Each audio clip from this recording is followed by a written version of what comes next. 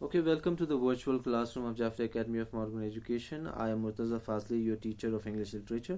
तो हम कल बात कर रहे थे कि किस तरह से भोली के माता पिता उसकी शादी के बारे में बात कर रहे हैं और किस तरह से भोली इन बातों को सुन रही हैं। तो कहानी को अब थोड़ा हम यहाँ से आगे बढ़ाते हैं। तो कहानी में आगे होता क्या है?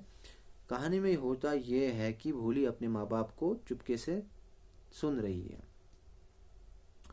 उनकी विस्पर्ड कन्वर्सेशन को। तो विशंबर नाथ जो थे वो एक बनिया था, ठीक है ना। शॉर्टकट में हम बोलें कि जो जिसकी किराने की दुकानें वगैरह होती हैं।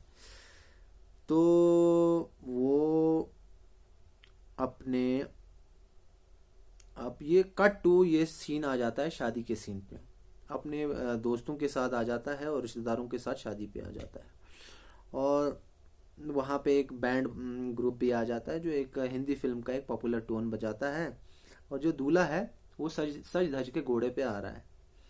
तो रामलाल ये सारी चीज़ों को देख के खुशी से फूले नहीं समा रहा है और बहुत ही खुश व खुर्रम है। उसे ये कभी भी अंदाज़ा नहीं था कि उसकी जो चौथी बेटी है उसकी शादी इतनी धूमधाम से होगी। और भोली के जो बड़े जो बहनें हैं वो इस चीज़ से देख के क्या हो गए, उन्हें रश्क होने लगा, उन्हें जलसी होने लगी कि उसकी किस्मत कितनी अच्छी है। तो देखिए, परसेप्शन, सोसाइटी का परसेप्शन जो है, दिस इज समहाउ वो इवोल्यूशन होता जाता है। जो आज हमारी सोच है वो आज से 50 साल पहले हमारे समाज की सोच नहीं होगी। तो ये आज से 50-60 साल पहले की समाज की सोच है कि किस तरह से मटीरियलिस्टिक चीज़ों को बाकी जो मेरिट पे ये यानी कि तौक़ियत मिल रही है। कहीं ना कहीं ये small traces of these elements are still surviving in our society. और कहीं ना कहीं हमें, आप जो 10वीं क्लास के बच्चे हैं को काफ़ी हम लोग उस स्टेज पे हैं कि इन चीज़ों को सोचने और समझने की कोशिश कर सकते हैं कि क्या हमारे समाज में जो ये प्रथा है, जो ये प्रेजुडिसेस है जेंडर को लेके, पर्टिकुलरली फीमेल जेंडर को लेके, उनकी एजुकेशन को लेके, उनके लुक्स को लेके, उनकी ब्यूटी को लेके, डज दिस स्टिल सर्वाइव? क्या डज दिस स्टिल परसिस्ट? क्या ये सवाल है। तो कहानी सिर्फ ये नहीं है कि आपको सादा सादा ये कहानियाँ पढ़नी है। तो इन कहानी से समहाउ आपका इंटेलेक्ट प्रोवोक होना चाहिए। इंटेलेक्ट प्रोवोक होना चाहिए कि क्या ये एक इनरिचमेंट दे रहा है आपकी जहनी नशोनुमा में, एक फिक्र जागने चाहिए ये। और कहानी का यही एक मकसद होता है। नॉर्मल कहानी आपके दादा दादी भी सुनाएंगे, मगर जो एक राइटर के लिखने का अंदाज ये होता है कि ये आपकी सारी सेंसिबिलिटीज़ को जगाता है और आपके दिमाग के सारे जूसेस को क्या एक्सप्लोर करता है। और इन सारी चीज़ों के बाद आप अपनी सोसाइटी और अपना तजिया करने लगते हैं कि कहीं ना कहीं मैं इस कैरेक्टर से रिलेट तो नहीं कर पा रहा हूँ, कहीं ना कहीं हमारा समाज इस जो इस कहानी में जो समाज की अक्कासी कराई गई है उससे कहीं ना कहीं तुम नहीं मिलता है। तो समहाउ इट हेल्प्स। सो ये चीज़ें डिस्कशन यहीं पे रखते हैं, कहानी को आगे बढ़ाते हैं। तो होता क्या है कि हाँ, जैसे ही कहा जो शुभ समय आता है तो जो साधु होता है, पंडित जी, वहाँ पे वो कहते हैं कि दुल्हन को बुलाए। तो दुल्हन अपनी सिल्क की जो सिल्क के ड्रेस का जो दुल्हन का जोड़ा पहन के आ रही है और उसके साथ साथ और उससे अग्नि के सामने वो बैठ जाती है। तो तो बिशंबर नाथ को उसका कोई दोस्त कहता है कि दुल्हन को माला पहनाओ। Bride groom lifted the garland of yellow marigolds. तो क्या किया दूल्हे ने, क्या किया, येलो कलर का जो फूल का वो है उसे उठाया और ठीक है। तो और साथ ही में क्या हो गया कि किसी औरत ने क्या किया, दुल्हन के जो चेहरे से जो घूंघट है उसको थोड़ा सा उठा दिया। बिशंबर ने जैसे ही उसको देखा, दुल्हन के चेहरे को, वो उसका हाथ कुछ टाइम के लिए पॉइज हो गया। पॉइज का मतलब हो गया ठहर गया एक टाइम के लिए। तो दूल्हे ने क्या किया, तो दुल्हन जो थी proud slowly pull down the wheel over her face. तो उसने क्या किया, जो जो उसके ऊपर जो घूंघट था वो धीरे से और नीचे सरक गया। तो बिशंबर ने अपने दोस्तों को कहा कि क्या तुम लोगों ने इसे देखा है, इसके चेहरे पे तो बदनुमा दाग है, पोक मार्क्स हैं। तो क्या हुआ, तुम भी तो कोई जवान नहीं हो। उसके दोस्तों ने कहा को हाँ हो सकता है, मगर अगर मुझे इससे शादी करनी हो तो इसके बाप को मुझे 5,000 रुपये देने पड़ेंगे। तो रामलाल अपनी टोपी को लेके, अपने दस्तार को लेके बिशंबर के पैरों पर रखे। टिपिकल 1950, 60, 70s के फिल्म का जो सीन होता है। वो कहने लगा कि हमें शर्मिंदा मत करो, 2,500 रुपये ले जाओ, 2,000 रुपये ले जाओ। तो नहीं, वो कहने लगा कि नहीं 5,000। तो इसी तरह से उनके बीच में अनबन होती रही। काफ़ी एक डिसग्रेसफुल एक सिचुएशन है। तो वो कहने लगा कि मैं अपने गांव वालों को क्या मुंह दिखाऊंगा। तो वो कहने लगा अगर तुम्हें अपनी इज्जत का इतना ख्याल है तो 5,000 दे दो। तो उसके चेहरे से आंसू बहने लगे। रामलाल अंदर चला गया और वहां से पैसे लेके आया और बिशंबर के चेहरे पे एक ग्रीडी सी एक स्माइल आ गई।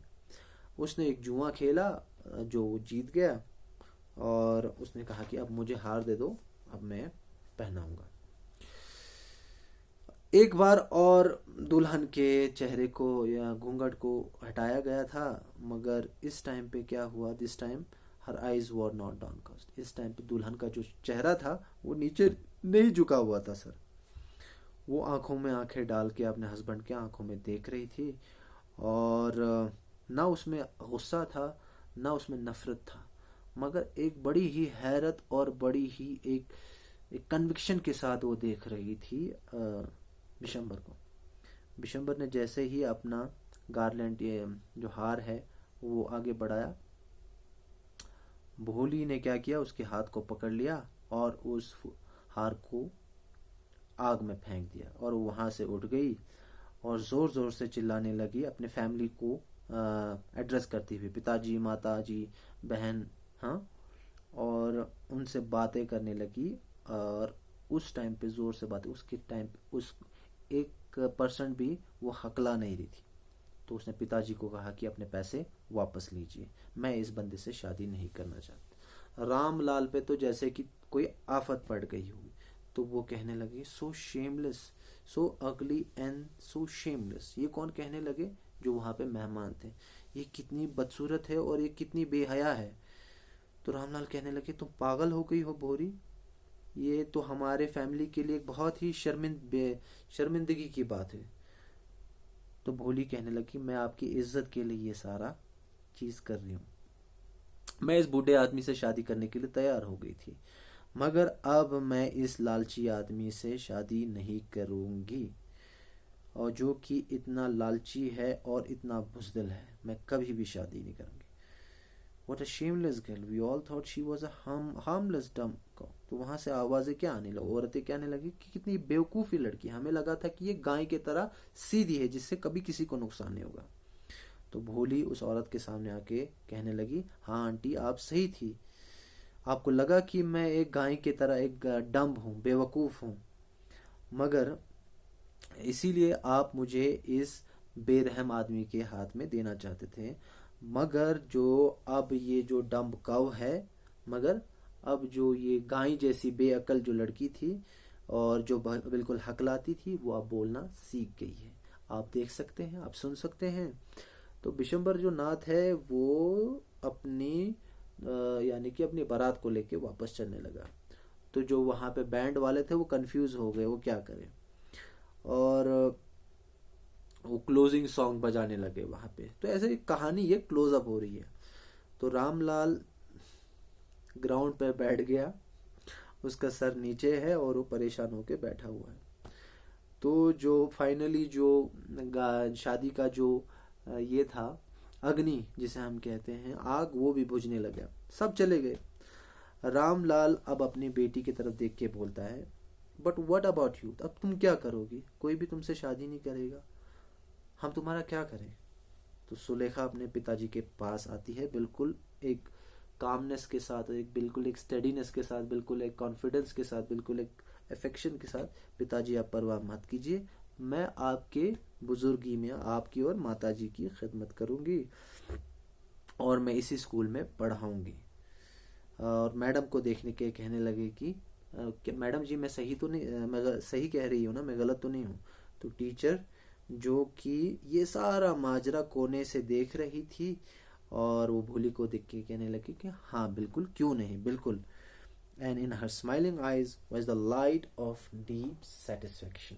और उसकी आंखों में, उसकी खामोशी में, उसके जो चेहरे पे जो मुस्कान है, उसमें एक सेटिस्फेक्शन था उसके टीचर के, कि वो सेटिस्फेक्शन जो एक आर्टिस्ट, जो एक फनकार के चेहरे पे आती है जब उसका कोई मास्टरपीस कंप्लीट हो जाता है।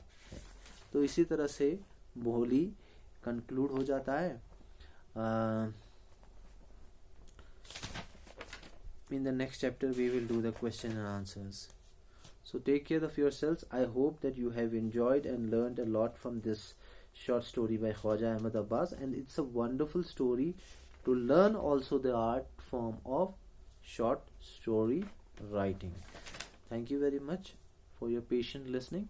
Assalamu alaikum.